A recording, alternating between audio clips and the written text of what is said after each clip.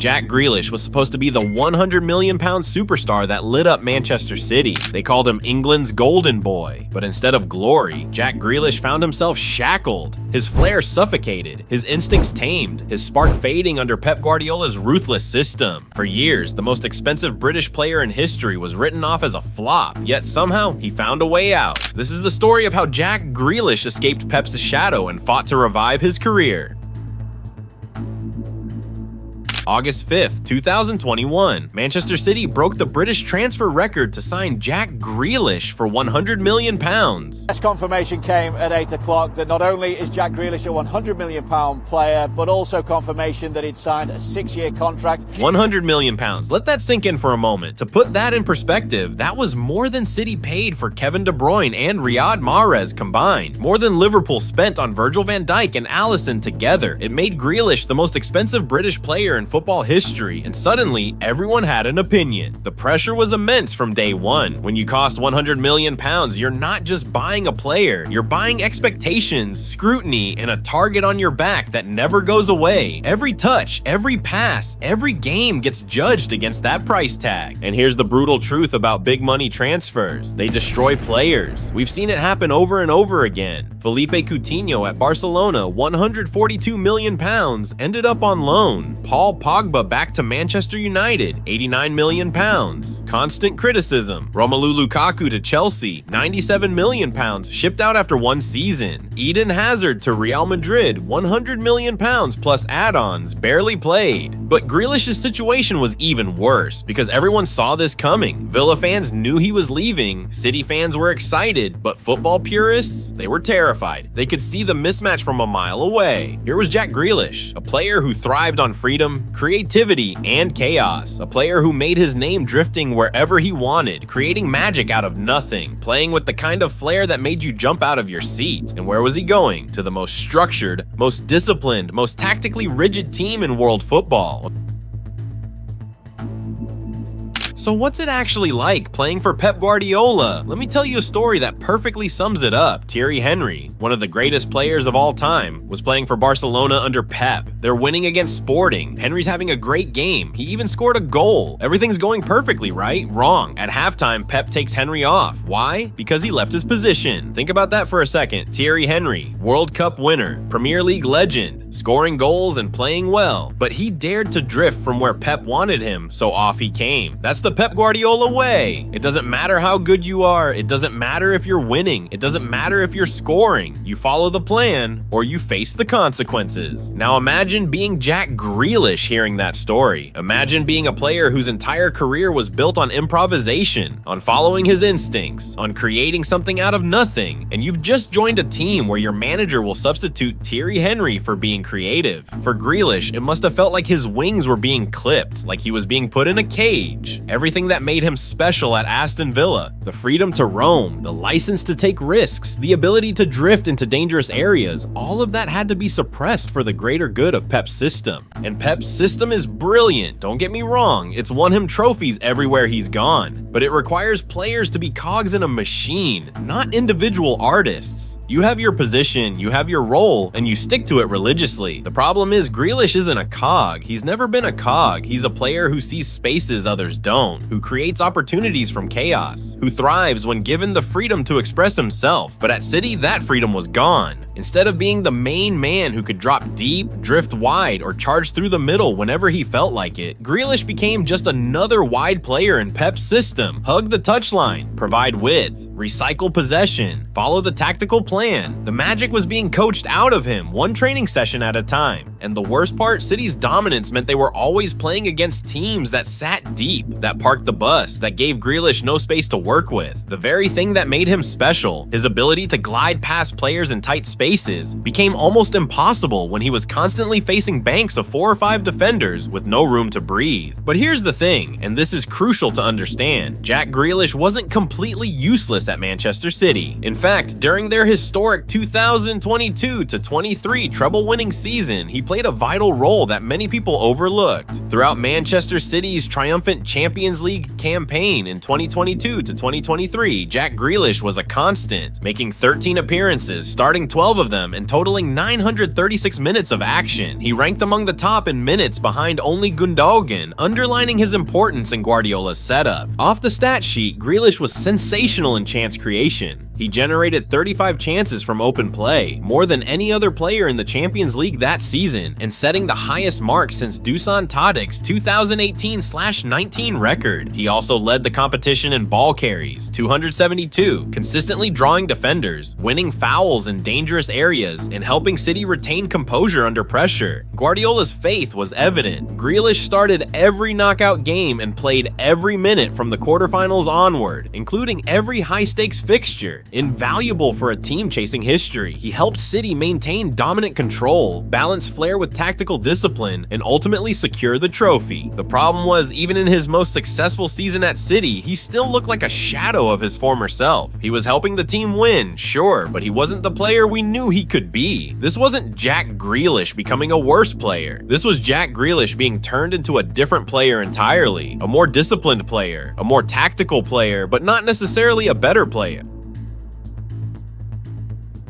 But even during that treble-winning season, you could see the cracks starting to show. The real Jack Grealish, the one who used to terrorize Premier League defenses week after week, was slowly disappearing. The stats don't lie. In his final 2 full Premier League seasons at City, Grealish managed just a handful of assists. We're talking about a player who used to be Villa's creative heartbeat, their go-to man for unlocking tight games, reduced to recycling possession and following tactical instruction. And when he looked bad, he looked really bad. You'd watch him get the ball on the left wing, and instead of the explosive bursts of pace and skill we remembered, you'd see him shuffle, and then pass it backwards. Every single time. It was painful to watch, honestly. This was a guy who used to make defenders have nightmares, who could single-handedly change games with a moment of magic. But at City, he looked lost, confused, like he'd forgotten how to play football. The worst part was watching his confidence drain away game by game. You could see it in his body language, in the way he'd hesitate before taking on a defender, and how he'd look over at the touchline before making a decision. The fearless player who used to drift into central areas and create chaos had become afraid of making mistakes. And the fans noticed. Oh boy, did they notice. City supporters who had been so excited about signing him started groaning every time he got the ball. Social media was brutal. Pundits were writing him off as the most expensive flop in Premier League history. Remember, this is a player who at Aston Villa would regularly take on 3 or 4 defenders at once and come out the other side, but at City, facing those same low blocks week after week with no space to operate, he became predictable. Defenders knew he'd eventually pass it back, so they just stood off him and waited. By the 2024-25 season, things had gotten so bad that Pep wasn't even pretending anymore. Grealish was left out of the Club World Cup squad. Imagine that, a £100 million player not even making the trip for a glorified preseason tournament. He managed just 1 Premier League goal the entire season. 1 goal. The writing was on the wall. Jack Grealish, the most expensive British player in history, had become an afterthought at Manchester City. The spark that made him special had been completely extinguished.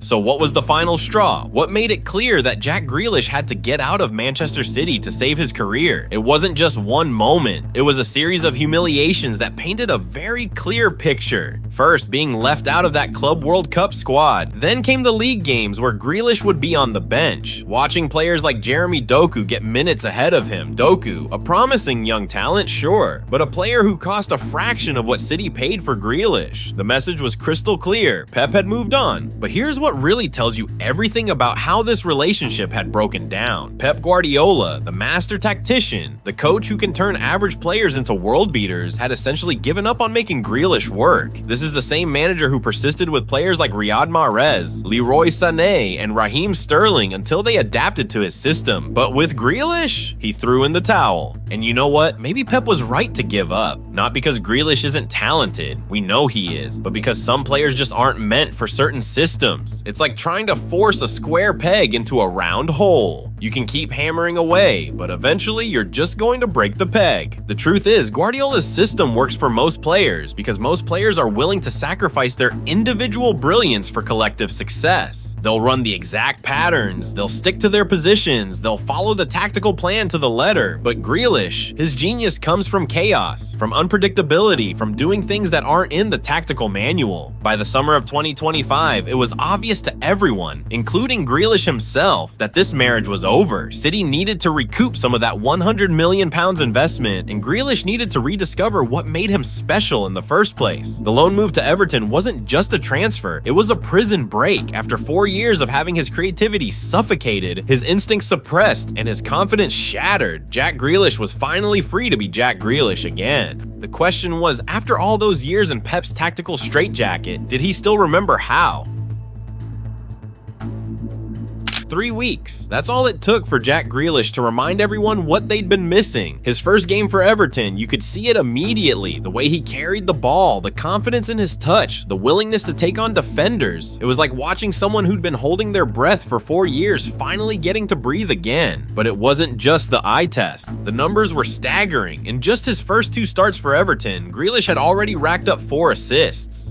4. To put that in perspective, that's already double what he managed in some entire seasons at Manchester City. And it wasn't luck either. These weren't deflected crosses or tap-ins for his teammates. These were classic Jack Grealish moments. The magic was back. The Everton fans couldn't believe what they were watching. Here was a player they'd signed on loan, someone City clearly didn't want anymore, someone the football world had written off as finished. And he was playing like prime Grealish from his Villa days. But here's why it makes perfect sense when you think about it. At Everton, under David Moyes, Grealish has everything he never had at City. He's got space to operate because Everton aren't facing low blocks every single week. He's got tactical freedom because Moyes isn't asking him to stick rigidly to one position. And most importantly, he's got confidence again because he's the star of the show, not just another cog in someone else's machine. Remember what made Grealish special at Aston Villa? He was their main man, their creative hub, their get-out-of-jail card when they needed something special. At City, he was competing with Kevin De Bruyne, Bernardo Silva, and Phil Foden for that creative role. At Everton, he is that role. And the timing couldn't be better for his England career. With Thomas Tuchel taking over as manager and the 2026 World Cup on the horizon, Grealish suddenly has a pathway back into the national team. England's left flank is still up for grabs. Marcus Rashford is struggling for form. Anthony Gordon hasn't quite cemented that position. And here comes Grealish, playing the best football he's played in years. Can you imagine that redemption story? The player who was dropped from the Euro squad because of poor form, who became a laughingstock at City, suddenly leading England's attack at a World Cup at age 31. That's the kind of comeback that movies are made of. But this revival isn't just about individual brilliance. It's about finding the right environment. At Everton, Grealish doesn't have to be perfect every single game. He doesn't have the pressure of justifying a £100 million price tag. He can just play football the way he knows how to play it. 3 weeks in, and Everton fans are already singing his name like he's been there for years. That's what happens when a player finally finds where he belongs. Jack Grealish's journey reminds us that when creative players are placed in strict tactical systems, their genius often shifts from dazzling highlights to subtle sacrifices. It's a reminder that football isn't only about flair, it's about discipline, trust, and finding balance between freedom and control. If you enjoyed this story, don't forget to like, share, and subscribe for more football documentaries.